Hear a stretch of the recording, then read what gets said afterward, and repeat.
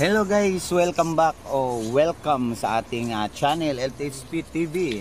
And for today's video guys, ay isi-share ko sa inyo itong lugar o site na pinagtatrabaho ng ating katiits na muntika na po na madaganan ng bato o yung tinatawag na stone trap. Dito guys, itong video na ito ay pinadala sa ating katiits para po ma-share sa ating mga kababayan na mga treasure hunter guys. Bago ko simula na, shout out muna sa aking mga katiits, mga katropa kits, Richard Castigador and Rex Alipo, Michael Sipilanas and Jill, and then kay Rolito. Ayan guys. So, itong nakuha nila guys, unang-una itong bato na may sign. Ayan, ito po ang guhit, ito pong sign niya na para siyang cross na marami siyang galamay o yung kamay. So, ni-research ko po siya guys dito sa ating Yamasitas Drimbok. Ang sinasabi po dito guys, halos magkatugma sila sa sinasabi dito sa Drimbok na Burma Treasure Buried. So, malamang ay made in Burma itong mga treasure bars na kukunin o hahanapin natin dito guys, isang butas. Tapos guys, unang-una po guys, nung hinukay na nila itong Burma sign, pailalim, umabot sila ng 2 meters.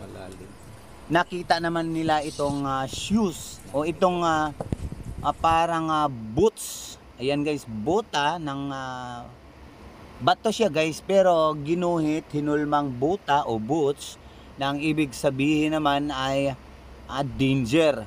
Sa surface kasi, ang tawag nito, sa surface ay travel pa po siya.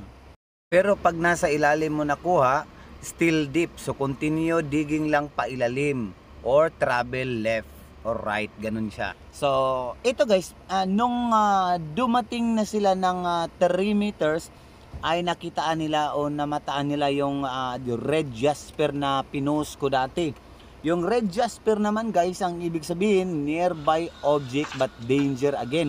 So dangerous naman po siya dahil pula nga ang kaniyang kulay, symbolize of blood. So nagsisimbolo po ng dugo. So ibig sabihin dangerous pa rin po. So isa pong booby trap o ano siya guys, isang stone trap dito na makikita mo sa ilalim guys. Kaya nga napansin nyo kanina itong bato na talagang bumagsak, na ginalaw lang niya ng konti, tinanggalan lang niya ng mga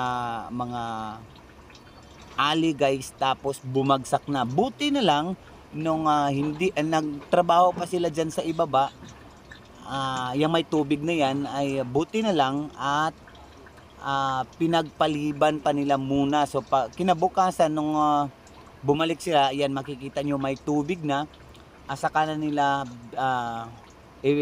binagsak yung trap na yun. So ang trap naman ay meron siyang sign na isang tagusan na parang hawakan guys.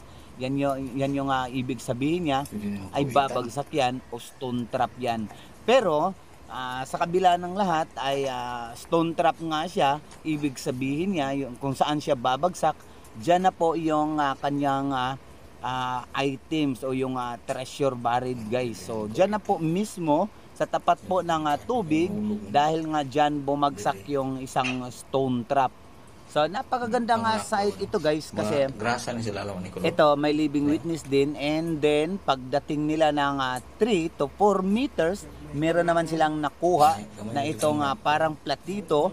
Pero nga nung ni-research ko siya guys, ay para siyang astri. Pero hindi po siya astri guys, kasi ano po siya, lalagyanan po ng fork and spoon ng mga general o yung mga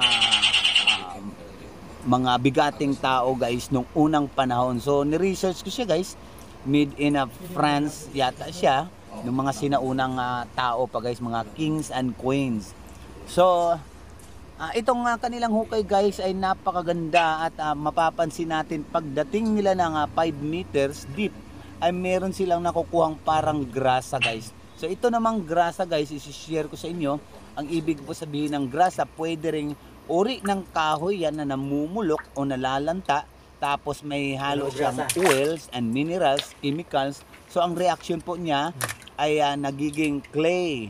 So yung clay naman na parang grasa, pag yung nakita o nahipo dyan sa ilalim, so magtataka ka na akala mo ay grasa. So isa po yung kahoy na namumulok o nalalanta guys sa katagalan na po ng panahon na nandyan po siya sa ilalim ng lupa, nahahalo po ng mga different kinds of minerals and organic minerals.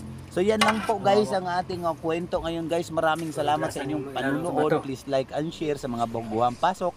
Paki-subscribe mo lang po and then hit the notification bell para po updated po tayo sa mga bago nating mga upload videos. At saka sa atin ng mga Facebook page, paki-like and share sa ating Facebook page, LTHP. And then, yun lang guys. Maraming salamat sa inyong panonood. May God bless us all.